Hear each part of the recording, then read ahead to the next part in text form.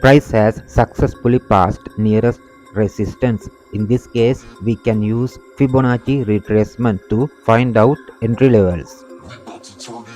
According to the Fibo, price has reacted to first entry zone, and I hope price will continue its downtrend to the Fibo second entry zone because market going on strong downtrend at the moment. Price under MR50 and also crossed low BB.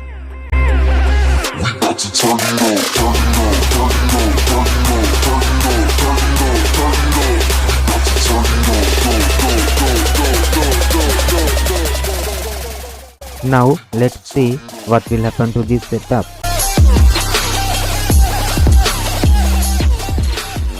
A few moments later.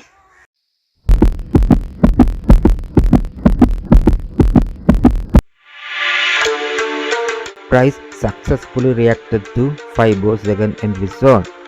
My profit is more than 100%.